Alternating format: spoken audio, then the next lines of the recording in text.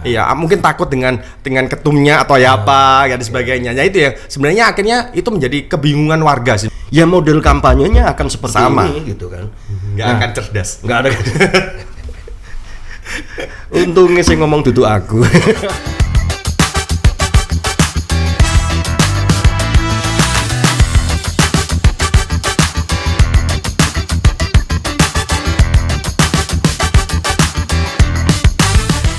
Ya, Assalamualaikum warahmatullahi wabarakatuh. Apa kabar kawan, sahabat, dan tentu saja Anda Sobat Berita Jatim.com. Senang sekali bertemu dengan Anda karena saya, Hendro Dilaksono, akan menemani Anda dalam obrolan kampung besar. Dan hari ini seperti biasa, saya ditemani oleh narasumber hebat, yaitu Pas Jokanan Kristiono. Selamat siang. Selamat siang, Mas Hendro. Salaman sih. Mas, gimana kabarnya hari ini? Siap, sehat. Alhamdulillah. Alhamdulillah. Dan hari ini wajahnya sumringah sekali karena bannya ini ada yang mulai hilang ini ya, karena asal tahu saja beberapa hari yang lalu beliau baru saja dilantik menjadi ketua Stikosa AWS, dan proses ini akan menjadi penegasan positioning beliau untuk mengembangkan Stikosa AWS ke depan. Tapi bicara tentang Stikosa kita akan tunda dulu karena kita akan bicara tentang hal yang juga penting. Mas, beberapa hari terakhir kita lihat di jalanan, kita melihat sudah ada banner, poster dan lain-lain gitu ya. Betul. Dan kalau sudah seperti itu kan, oh pemilu sudah dekat, ya. Kan ini ciri-ciri seperti ini lazim kita hafalkan. Kalau misalnya di televisi mulai ada iklan sirup, itu artinya mau lebaran, mau puasa gitu. Nah, mulai banyak poster berarti pemilu sudah dekat. Betul. Gimana Anda melihat perkembangan model kampanye yang dikembangkan oleh para politisi sekarang ini? Ya, sebenarnya karena background saya ini adalah orang visual ya, Mas. Ya. Jadi terus juga selama hampir 21 tahun ya, saya bergerak di bidang internet studies, media komunikasi dan sebagainya. Sebenarnya mirisnya sebenarnya profiling dari para tokoh yang mau jadi calon legislatif atau calon pemimpin nantinya itu secara visual itu masih banyak sekali menggunakan metode-metode lama, yaitu menggunakan media-media print, area dan sebagainya. Yeah. Dan secara visual pun nggak tahu ya, ini memang kalau secara kreatif kurang. Secara kreatif, tapi apakah efektif itu nanti dulu, karena ngomong efektif berarti harus dilihat ukuran efektivitasnya seperti apa. Kira-kira seperti itu. Ya, yang jelas kalau kita lihat polanya kan seperti selalu sama ya. Iya, betul. Ada gambar orangnya gitu kan, terus kemudian namanya gitu. Betul. Nanti biasanya dulu ada gambar paku gitu kan, yang artinya menunjukkan coblos gitu. Nah, ini kan sebetulnya orang juga agak bosan betul seperti itu. Saya ingat ketika Barack Obama dia pertama kali mengkampanyekan dirinya sebagai calon presiden Amerika pada saat itu, dia menggunakan model-model kampanye yang menurut saya sangat menarik. Betul. Bagaimana posternya itu didesain dengan model yang khas, yang sekarang akhirnya tumbuh menjadi salah satu standar Photoshop Action. Itu ada Photoshop Action namanya Barack Obama. Mosaik ya. Nah, seperti konsep ini. Mosaik. Hal-hal seperti ini kan yang sebetulnya yang perlu kita jajaki supaya orang juga nggak bosan juga dengan model-model kampanye yang ada. Betul. Nah, tapi masalahnya begini, Mas. Barangkali mereka sendiri berpikir kan kalau kita ngomong komunikasi itu kan terus dijijalkan terus, itu kan diterpa akhirnya ya. Orang akhirnya kan berpikir ada orang ini. Nah, penjelasannya bagaimana ini soal ini? Sebenarnya jadi mereka itu berusaha untuk terus intens ya berkomunikasi kepada konstituennya misalnya. Jadi makanya dia pasti pemasangan baliho ataupun medium-medium komunikasinya itu didekatkan dengan warga. Yang warganya nanti pemilihnya dia. Jadi Capil Jawa Timur 1 atau RI 1 dan sebagainya, pasti dia akan mendekatkan penempatan media komunikasinya di lokasi-lokasi target. Nah, itu ukuran-ukuran efektivitas. Ukuran efektivitasnya di situ. Dia hanya melayani wilayah tertentu. Memang pemilu seperti itu kan mainnya kan. Betul. Artinya di situ memang mereka sendiri sudah berhitung, ya ini cara terbaik kita supaya bisa dekat dengan mereka. Iya. Gitu kan? Iya. Jadi gini, maksudnya ini yang jadi paradoks ya istilahnya. Paradoks itu istilahnya dilakukan itu juga seakan-akan tidak kreatif, tapi kalau dilihat ukuran efektif ternyata masuk. Ya, satu sisi yaitu masyarakat di Indonesia itu sendiri. Jadi beberapa hal ini kan ada gap knowledge ya, istilahnya ada jenjang yang sangat jurang yang sangat dalam ya, masalah pendidikan, masalah literasi dan sebagainya, termasuk masalah sense of design. Ya, cita rasanya seperti apa. Jadi sebenarnya yang dilakukan Barack Obama dulu ya, masalah by design-nya seperti mosaik, konsep dan sebagainya itu sudah dilakukan waktu pemilu tahun 2019. Itu. Jadi itu maaf ya, kalau saya harus coba, partai yang warna merah itu sudah menggunakannya itu. Sudah, dan itu cukup berhasil. Ya, tapi apakah itu terus akan bisa dilakukan konsep itu? Belum tentu. Makanya perlu namanya riset-riset yang harus digali. Riset-riset yaitu menggali bukan hanya keinginan dari konstituen atau masyarakat tentang programnya apa, tapi citra-citra apa yang mereka pahami. Satu, apa yang mereka inginkan. Nah, itu yang harus terus disuarakan, diformasikan dalam bentuk-bentuk visual. Seperti itu sih. Iya. Akhirnya kan begini, Mas. Kita mikirnya kan begini. Kira-kira akhirnya penting mana ya?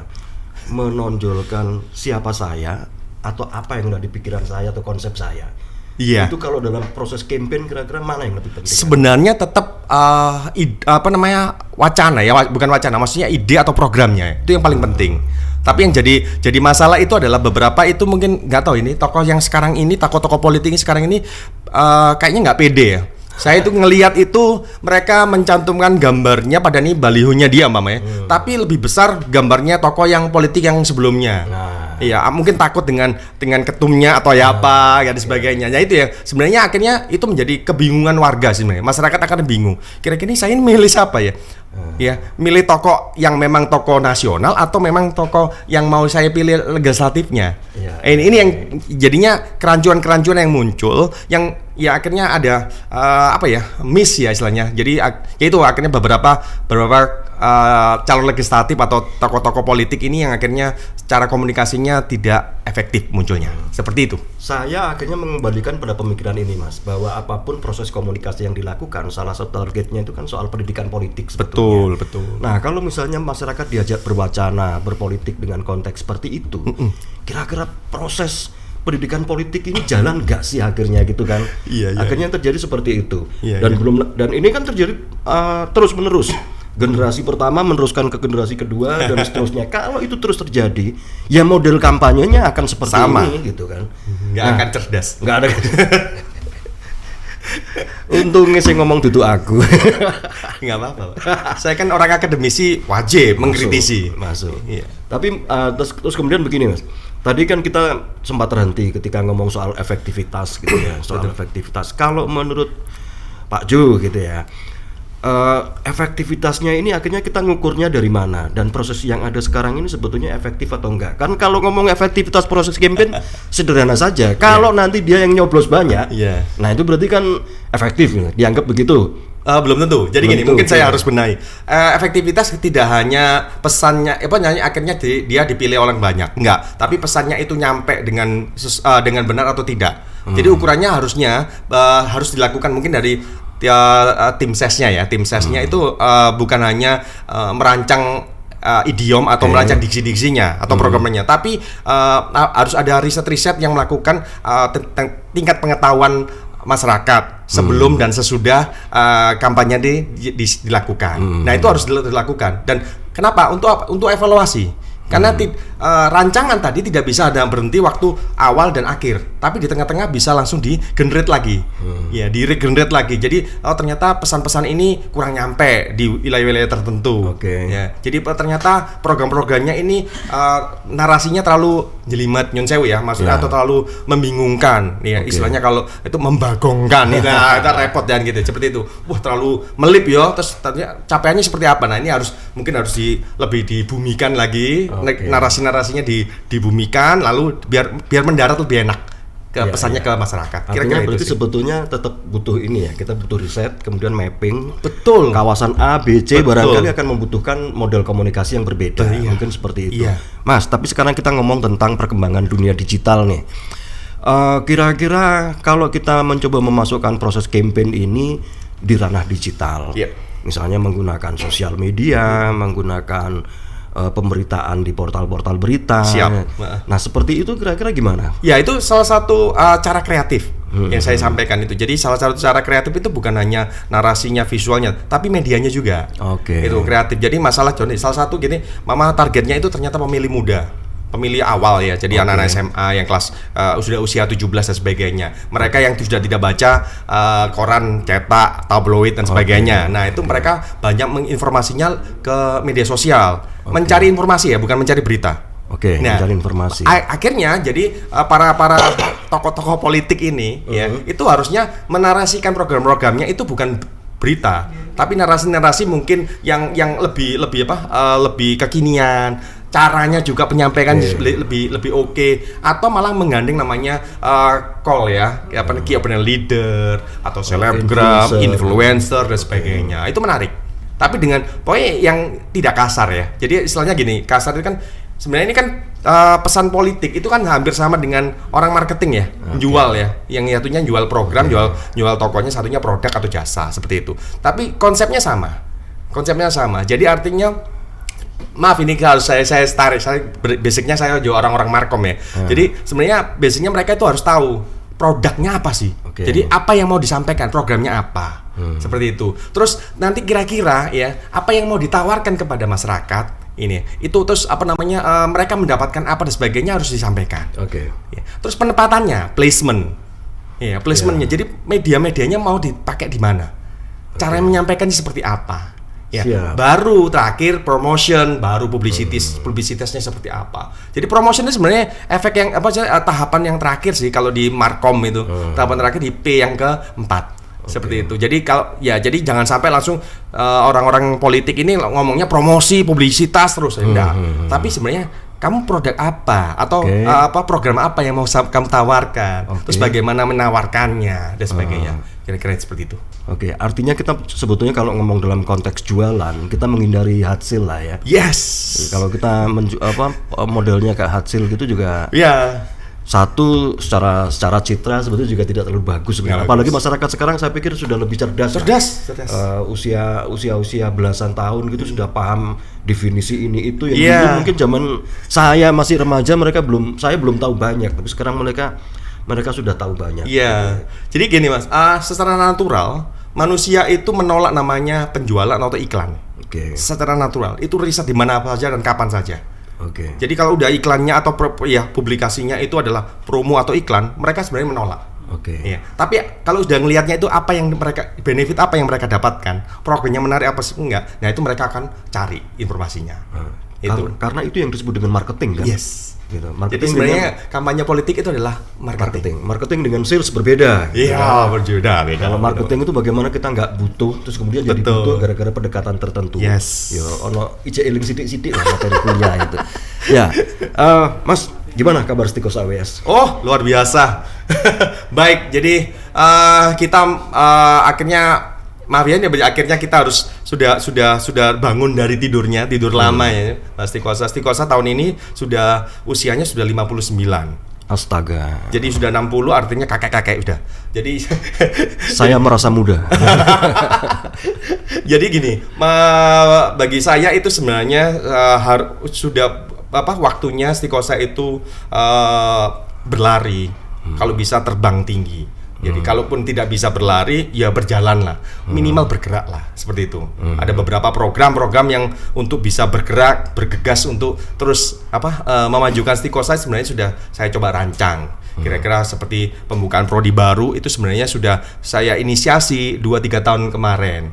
Ya, tapi karena kondisi yang pemangku kebijakan ya dan sebagainya, saya tidak ada berada di situ. Akhirnya rancangan-rancangan itu ya hanya ada di ide saya saja. Berhenti jadi wacana. Tapi sudah saya print out istilahnya. Idenya sudah saya print out, tinggal sekarang implementasi. Jadi sebenarnya tidak mengulang lagi, tinggal berlarinya sekarang.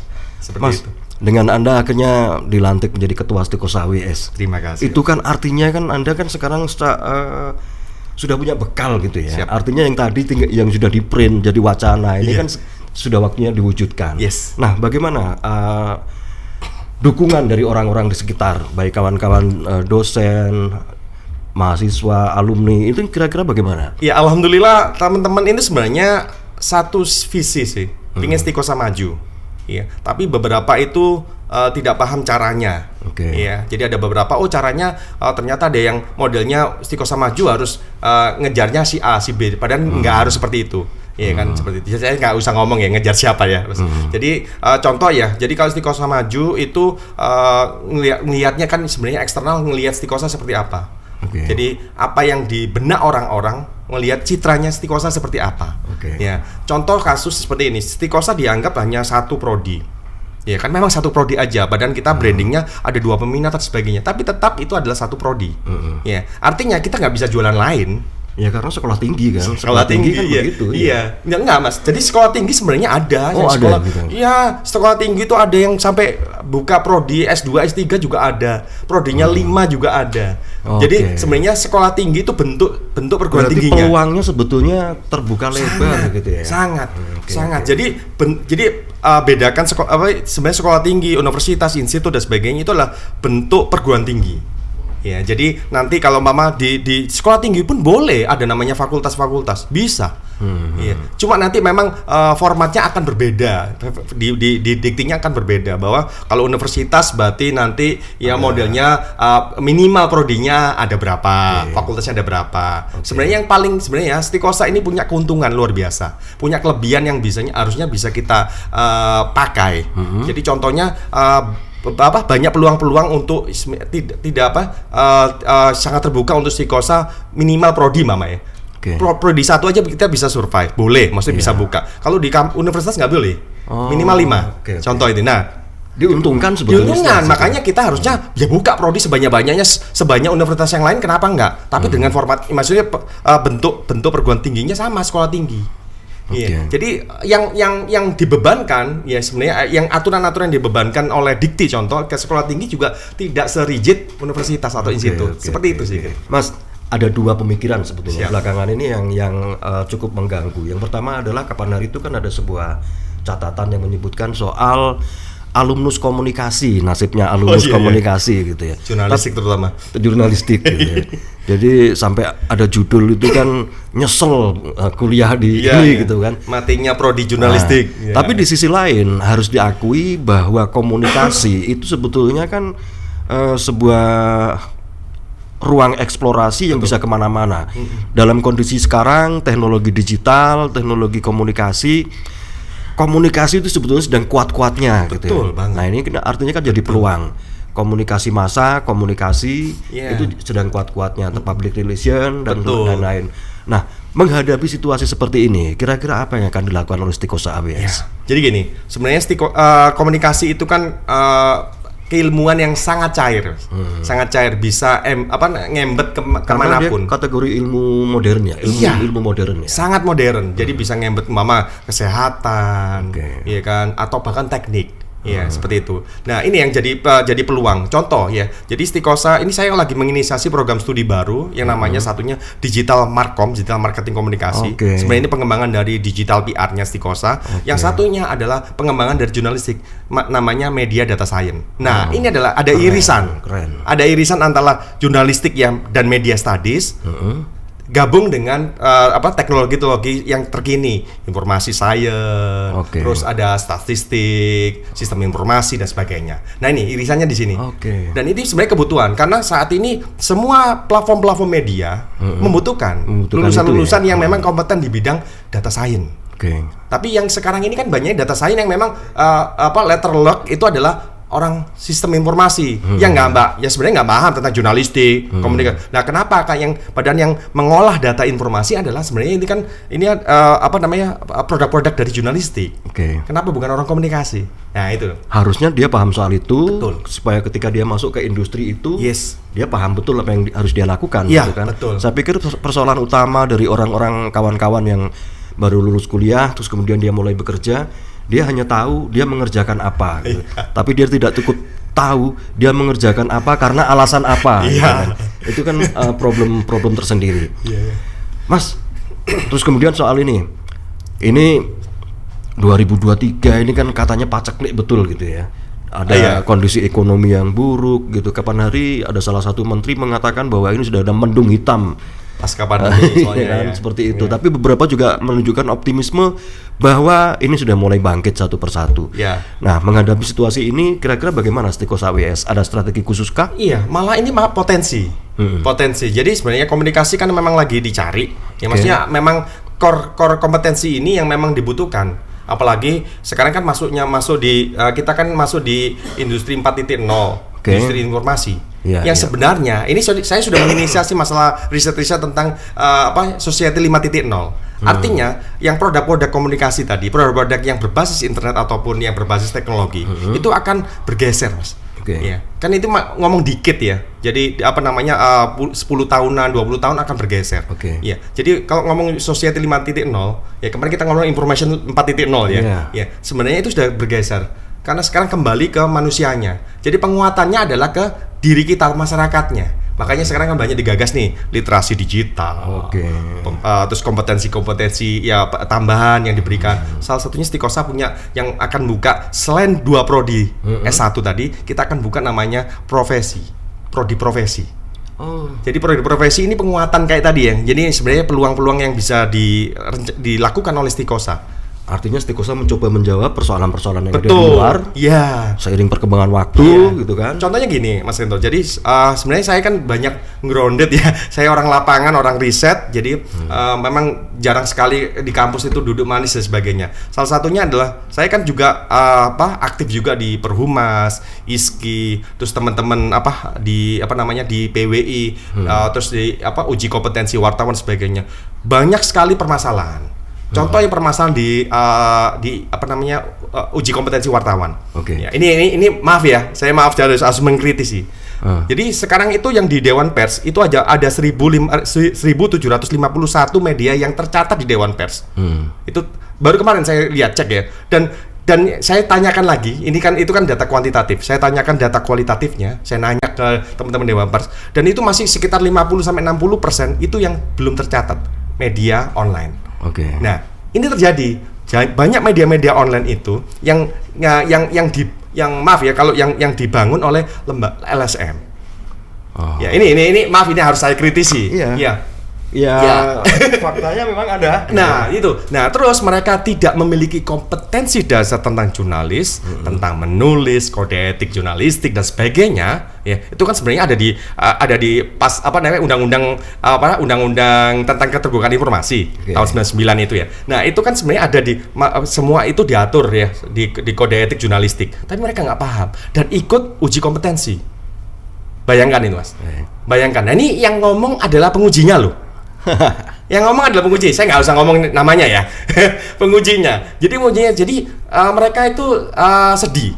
Teman-teman ini sedih dan sebagainya. Nah, ini sebenarnya peluang.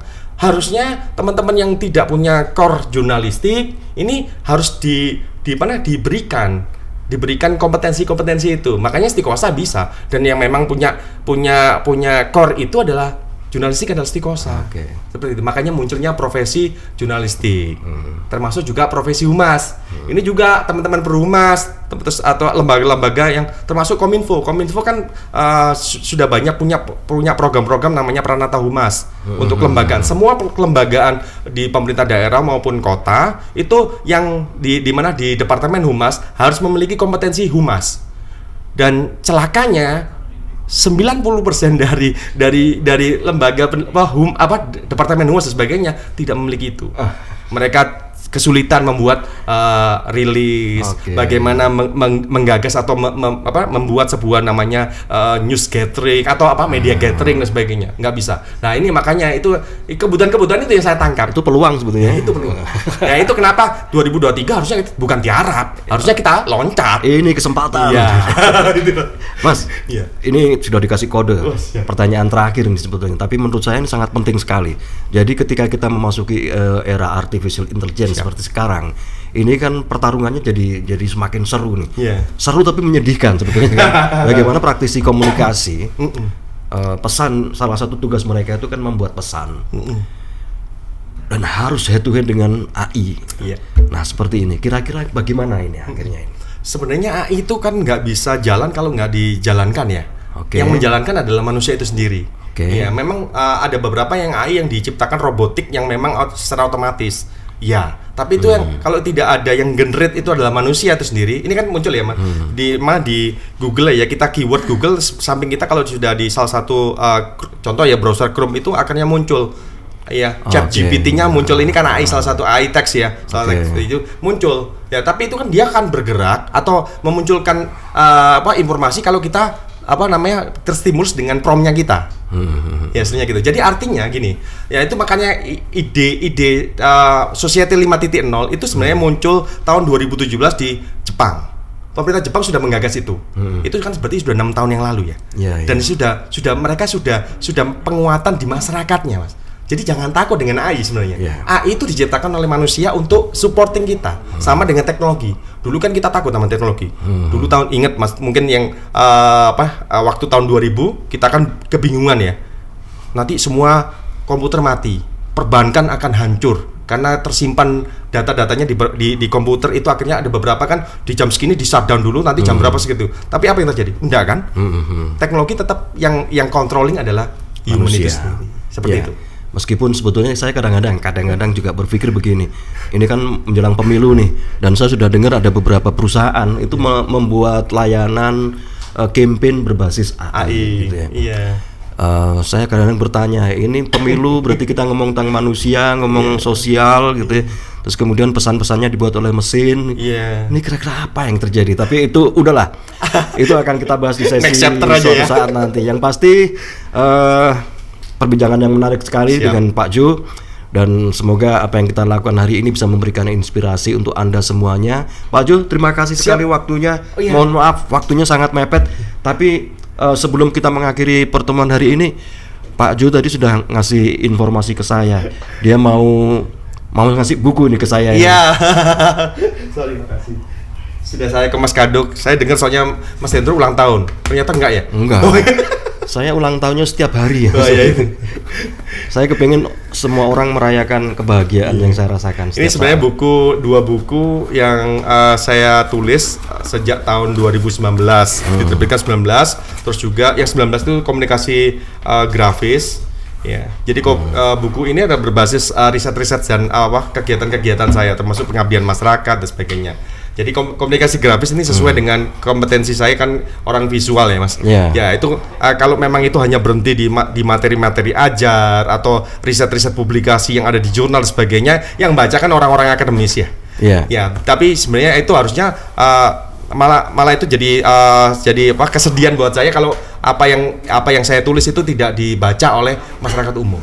Dan ini dua buku ini rasanya dua buku yang wajib dimiliki untuk Anda yang mulai punya kepentingan untuk campaign pada masa sekarang. Bener ini, khususnya yang ini kayaknya ya. Ini akan jadi buku wajib yang harus Anda baca sebelum Anda mulai melakukan campaign, sebelum Anda tersesat atau bahkan Anda menyesatkan orang lain. Kurang lebih seperti itu. Betul, harus cerdas ya politiknya. Harus cerdas. Politik berjalan cerdas, pelakunya cerdas, masyarakatnya cerdas. Kurang lebih seperti itu. Betul. Oke, sahabat Berita Jatim, sobat Berita Jatim, terima kasih atas perhatian Anda. Terima kasih untuk semua, sehat dan sukses selalu.